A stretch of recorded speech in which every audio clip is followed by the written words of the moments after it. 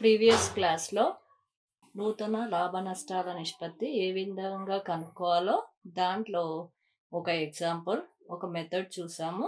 ఆ మెథడ్ కొత్త భాగస్తుని వాటా మాత్రమే ఇచ్చినప్పుడు ఏ విధంగా కనుక్కోవాలి అనేది చూసాం.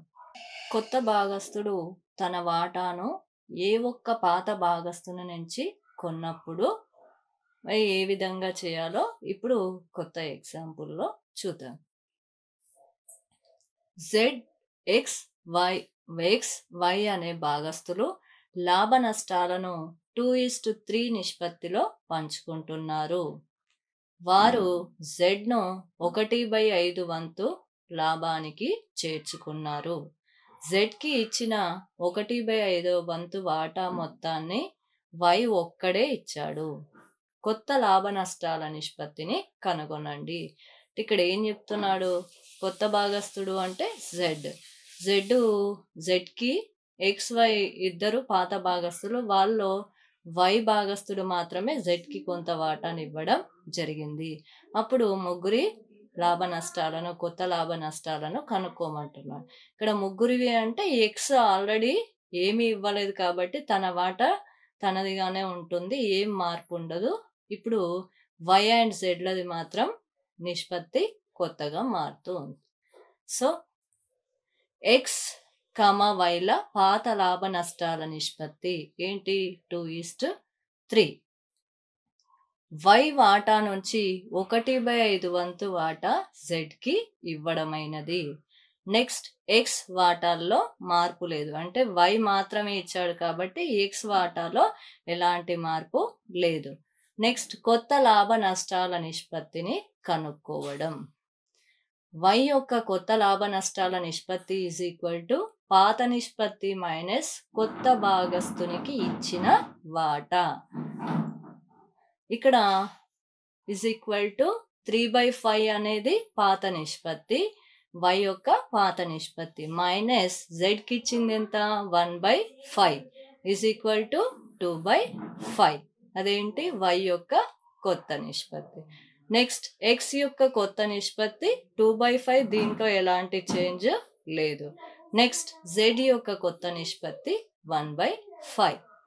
ఇక్కడ ముగ్గురి కొత్త నిష్పత్తులు ఏంటి అంటే XYZల కొత్త లాభ నష్టాల నిష్పత్తులు వరుసగా 2:1, 2:1, 2/5, 2/5, 1/5.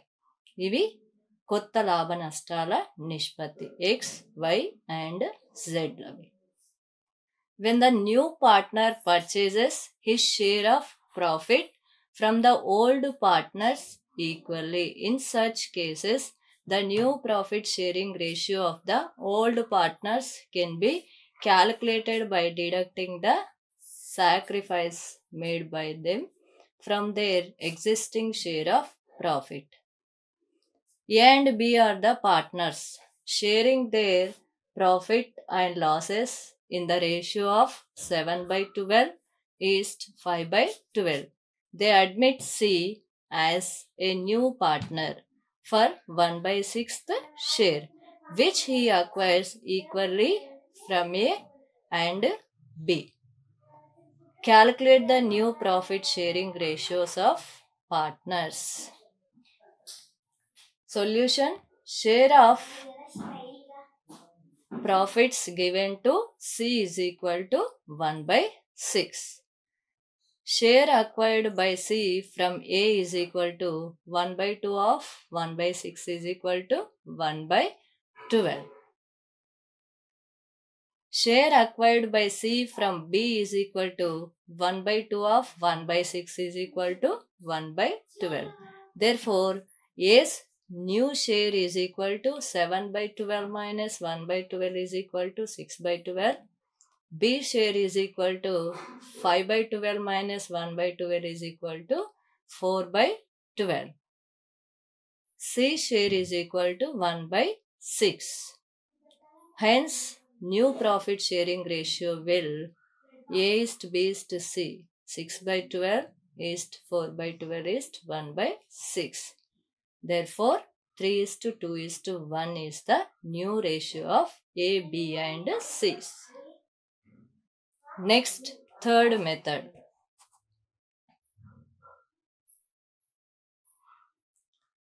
కొత్త భాగస్థుడు తన వాటాను పాత భాగస్థుల నుంచి ఒక నిర్దిష్ట నిష్పత్తిలో కొన్నప్పుడు. కొత్త భాగస్థుడు తన వాటాను పాత భాగస్థుల నుంచి ఒక నిర్దిష్ట నిష్పత్తిలో కొన్నప్పుడు. దానికి ఎగ్జాంపుల్గా ఈ ప్రాబ్లం చూడండి. ఏ కామా బీలు భాగస్థులు లాభాలను వరుసగా 3:2 నిష్పత్తిలో పంచుకుంటున్నారు. సిని కొత్త భాగస్థునిగా చేర్చుకొని అతనికి 1/5 వంతు వాటా ఇచ్చారు. దీన్ని సి 2/25 వంతు వాటా, ఏ నుంచి 3/25 వంతు వాటాను బి నుంచి కొనుగోలు చేశాడు. ఏబిసిల కొత్త లాభ నష్టాల నిష్పత్తి కనుగొనండి. అంటే ఇక్కడ సి కొత్త భాగస్థునిగా వచ్చాడు. అతను ఏం చేశాడు? ఏ నుంచి 2/25 వంతు, బి నుంచి 3/25 వంతు వాటాను కొనుగోలు చేయడం జరిగింది. ఇప్పుడు ముగ్గురి లాభ నష్టాలను కొత్తవి కనుక్కోవాలి. కొత్త లాభ నష్టాల నిష్పత్తి పాత నిష్పత్తి మైనస్ కొత్త భాగస్థునికి ఇచ్చిన వాటా నిష్పత్తి. సో ఏ కొత్త నిష్పత్తి 3/5 అంటే పాత నిష్పత్తి, మైనస్ 2/25 అంటే కొత్త భాగస్థునికి ఇచ్చింది, 15 మైనస్ 2/25 అంటే ఇది కాసాగు చేస్తే వస్తుందమ్మా, 13/25 అనేది ఏ యొక్క కొత్త నిష్పత్తి. నెక్స్ట్ బి కొత్త వాటా నిష్పత్తి 2/25 ఇది పాత నిష్పత్తి, మైనస్ కొత్త భాగస్థునికి ఇచ్చింది 3/25, 2/5 minus 3/25 10 minus 3/25 7/25.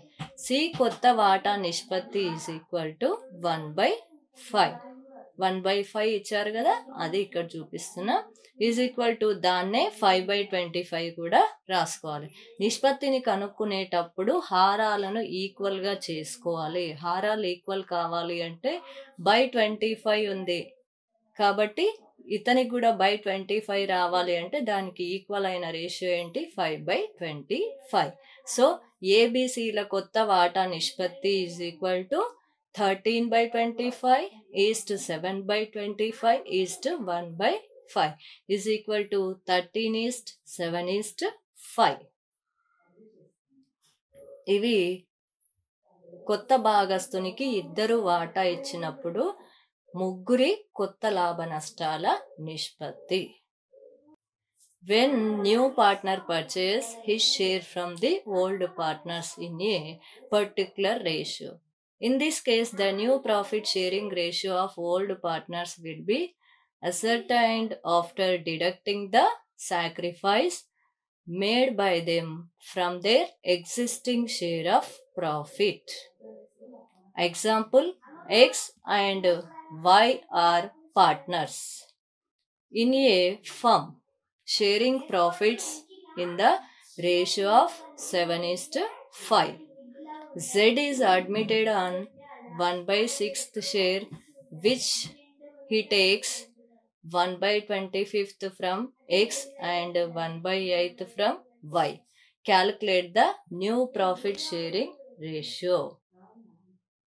X old share is equal to 7/12, out of which he surrenders 1/24 in favor of Z. Therefore, X new share is equal to 7/12 minus 1/24 is equal to 13/24. Next, Y's old share is equal to 5/12, out of which he surrenders 1/8 in favor of Z. Therefore, Y's new share is equal to 5/12 minus 1/8 is equal to 7/24. Z share is equal to 1/6. Hence, new profit sharing ratio will be X, Y, Z is equal to 13/24 is 7/24 is 1/6 is equal to 13 is 7 is 4. ఇప్పుడు 3 methods అయిపోయినాయి. 4th method, పాత భాగస్తులు తమ వాటాలలో కొంత భాగాన్ని నిర్దిష్టమైన నిష్పత్తిలో కొత్త భాగస్తునికి వదులుకున్నప్పుడు. అంటే కొంత మొత్తాన్ని ఇద్దరు వాళ్ళ నిష్పత్తిలోంచి, వాళ్ళ వాటాలోంచి కొంత మొత్తాన్ని పాత భాగస్తుని కోసం వదులుకున్నప్పుడు మరి ఏ విధంగా చేయాలో ఈ 4th ఎగ్జాంపుల్లో చూద్దాం. రామ్ రాబర్ట్లు భాగస్తులు లాభ నష్టాలను 7:3 నిష్పత్తిలో పంచుకుంటున్నారు. వారు రహీంను కొత్త భాగస్తునిగా చేర్చుకున్నారు. రహీం కోసం రామ్ తన వాటాలో 1/7 వంతు వాటాను, రాబర్ట్ తన వాటాలో 1/3 వంతు వాటాను వదులుకున్నాడు. కొత్త లాభ నష్టాల నిష్పత్తిని కనుక్కోండి. రామ్ రాబర్ట్ల పాత లాభ నష్టాల నిష్పత్తి ఈజ్ ఈక్వల్ టు 7:3 లేదా 7/10 ఈజ్ 3/10. రామ్ తన వాటాలో 1/7 వంతును రహీం కోసం వదులుకున్నాడు. రాబర్ట్ తన వాటాలో 1/3 వంతు వాటాను రహీం కోసం వదులుకున్నాడు. రామ్ వదులుకున్న వాటా ఈజ్ ఈక్వల్ టు 7/10లో 1/7 వంతు అంటే 7/10 into 1/7 is equal to 1/10. Robert వదులుకున్న వాటా ఈజ్ ఈక్వల్ టు 3/10లో 1/3 వంతు అంటే 3/10 ఇంటూ 1/3 ఈజ్ ఈక్వల్ టు 1/10. కొత్త వాటా ఈజ్ ఈక్వల్ టు పాత నిష్పత్తి మైనస్ కొత్త భాగస్తునికై వదులుకున్న నిష్పత్తి ఈజ్ ఈక్వల్ టు రామ్ కొత్త వాటా ఈజ్ ఈక్వల్ టు 7/10 అంటే పాత నిష్పత్తి మైనస్ వదులుకున్న వాటా ఎంత వచ్చింది 1/10 ఈజ్ ఈక్వల్ టు 6/10 రామ్ కొత్త వాటా. నెక్స్ట్ రాబర్ట్ కొత్త వాటా ఈజ్ ఈక్వల్ టు 3/10 అంటే పాత వాటా మైనస్ 1/10 అంటే వదులుకున్న వాటా ఈజ్ ఈక్వల్ టు 2/10 అంటే కొత్త వాటా, రాబర్ట్ యొక్క కొత్త వాటా. నెక్స్ట్ రహీం కొత్త వాటా ఇవ్వబడింది అంటే ఏంటి, వాళ్ళు ఇచ్చిన వాటా ఎంత అయిందో రహీంది, అది అతని యొక్క కొత్త వాటా is equal to 1/10 plus 1/10 is equal to 2/10. Ram Robert రహీంల కొత్త నిష్పత్తి is equal to 6/10 is to 2/10 is to 2/10 is equal to 6:2:2 లేదా 3:1:1. ఇది పాత భాగస్తులు తమ వాటాలో కొంత భాగాన్ని నిర్దిష్ట నిష్పత్తిలో కొత్త భాగస్తునికి వదులుకున్నప్పుడు ఎలా చేయాలో చూసారు. Next, when old partners surrender a particular fraction of their share in favor of new partner. In such case, the new partner share is calculated by adding the surrendered portion of share by the old partners. దీనికి సంబంధించి ఒక example ఇప్పుడు చూద్దాం. P and Q are partners in a firm, sharing profits and losses in the ratio of 3:2. A new partner R is admitted. P surrenders 1/5 share of his profits in favor of R and Q 2/5 share of his profit in favor of R. Calculate the new ratio of the partners. Now solution is P's old share is 3/5. P surrender share is 1/5 of 3/5 in favor of R. That is 1/5 into 3/5 is equal to 3/25. Q's old share is equal to 2/5. Q surrenders 2/5 of 2/5 in favor of R. There is 2/5 into 2/5 is equal to 4/25. P's new share after surrendering 3/25 in favor of R is equal to 3/5 minus 3/25 is equal to 12/25. Next ఇప్పుడు sacrificing ratio అంటే త్యాగ నిష్పత్తి. త్యాగ నిష్పత్తి అంటే ఏంటి? కొత్త భాగస్థుడు సంస్థలోకి చేరినప్పుడు, అంటే భాగస్వామ్య సంస్థలోకి కొత్త భాగస్థుడు వచ్చినప్పుడు పాత భాగస్థులు తమ వాటా లాభాల్లోంచి కొంత మొత్తాన్ని వదులుకోవడం జరుగుతుంది. వదులుకున్నప్పుడు లాభాల్లోంచి కొంత నష్టపోతారు కాబట్టి ఆ నష్టపోయిన మొత్తాన్ని త్యాగ నిష్పత్తిగా చెప్పడం అనేది జరుగుతుంది. మరి దానికి డెఫినేషన్ ఏంటో ఇప్పుడు చూద్దాం. త్యాగ నిష్పత్తి: కొత్త భాగస్థుడు భాగస్వామ్య సంస్థలో చేరినప్పుడు పాత భాగస్థులు వారి వాటా లాభాల్లో కొంత భాగాన్ని కొత్త భాగస్థుని కోసం వదులుకొని నష్టపోతారు. ఆ విధంగా పాత భాగస్థుల వాటా లాభం తగ్గిపోతుంది. కొత్త భాగస్థుని కోసం పాత భాగస్థుడు చేసిన త్యాగాన్ని పాత భాగస్థుని పాత నిష్పత్తి నుంచి కొత్త నిష్పత్తిని తీసేస్తే అతని త్యాగ నిష్పత్తి అనేది వస్తుంది. దాన్ని ఫార్ములా రూపంలో ఈ విధంగా చెప్పవచ్చు. త్యాగ నిష్పత్తి ఈజ్ ఈక్వల్ టు పాత నిష్పత్తి మైనస్ కొత్త నిష్పత్తి. దీనికి ఒక ఎగ్జాంపుల్ ఇక్కడ ఇచ్చాం చూడండి. గంగా యమున భాగస్థులు వారి లాభాలను వరుసగా 3:2 నిష్పత్తిలో పంచుకుంటున్నారు. వారు సరస్వతిని కొత్త భాగస్వామిగా చేర్చుకున్నారు. ఇక మీదట గంగా యమున సరస్వతుల లాభాలను వరుసగా 4:3:3 నిష్పత్తిలో పంచుకుంటున్నారు. వారి త్యాగాల నిష్పత్తిని కనుగొనండి.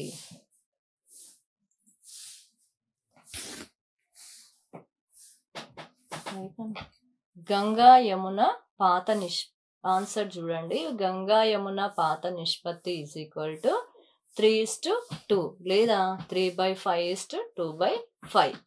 గంగా యమున సరస్వతుల కొత్త నిష్పత్తి ఈజ్ ఈక్వల్ టు 4:3:2. 4/9 3/9 2/9. త్యాగ నిష్పత్తి ఈజ్ ఈక్వల్ టు పాత నిష్పత్తి మైనస్ కొత్త నిష్పత్తి. ఫార్ములా ఉంది కదా, త్యాగ నిష్పత్తి ఈజ్ ఈక్వల్ టు పాత నిష్పత్తి మైనస్ కొత్త నిష్పత్తి. ఫస్ట్ గంగాది చూద్దాం. Ganga is equal to 3/5 minus 4/9 is equal to 27 minus 20/45 is equal to 7/45. Next Ganga Yamuna సరస్వతుల కొత్త నిష్పత్తి is equal to 4:3:2 is equal to 4/9 3/9 2/9. త్యాగ నిష్పత్తి ఈజ్ ఈక్వల్ టు పాత నిష్పత్తి మైనస్ కొత్త నిష్పత్తి. Ganga is equal to 3/5 minus 4/9 is equal to 27 minus 20/45 is equal to 7/45. Yamuna is equal to 2/5 minus 3/9 is equal to 18 minus 15/45 is equal to 3/45. Ganga యమునలో వారి మధ్య వరుసగా 7:3 నిష్పత్తిలో త్యాగం చేశారు. దీని అర్థం ఏంటి? పాత భాగస్థులైన గంగా యమునలకు నష్టం, సరస్వతికి లాభం. అంటే 7/45 plus 3/45 is equal to 10/45 is equal to 2/9. ఇక్కడ ఒక నోట్ ఇచ్చాడు చూడండి. లెక్కలో పాత భాగస్థుల పాత లాభ నష్టాల నిష్పత్తి మరియు కొత్త భాగస్థుల లాభ నష్టాల నిష్పత్తి కొత్త భాగస్థుని కలుపుకొని 2 ఇచ్చినప్పుడు మాత్రమే త్యాగ నిష్పత్తిని కనుక్కోవాలి. లేకపోతే త్యాగ నిష్పత్తిని కనుక్కోవాల్సిన అవసరం లేదు.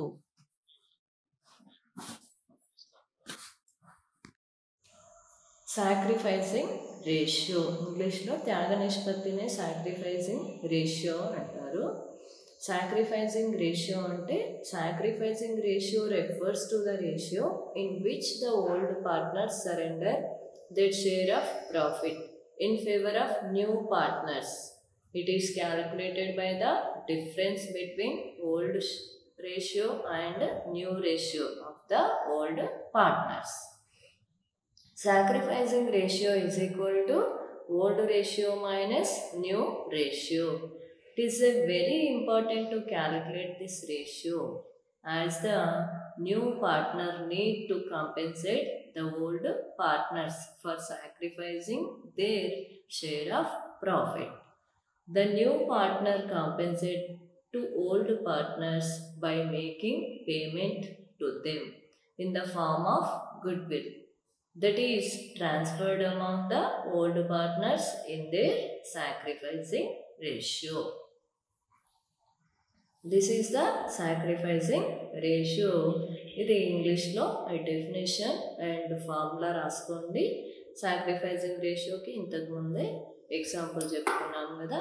ఇప్పటి వరకు మనము సాక్రిఫైసింగ్ రేషియో అంటే ఏంటి, అదేవిధంగా profit and loss new profit sharing రేషియోని ఏ విధంగా క్యాలిక్యులేట్ చేయాలి ఇవన్నీ క్లాస్లో నేర్చుకున్నాం. వాటన్నింటినీ జాగ్రత్తగా అబ్జర్వ్ చేసి నోట్ చేసుకున్నారు కదా, వాటన్నింటినీ మళ్ళీ ఒకసారి అబ్జర్వ్ చేయండి. Thank you students.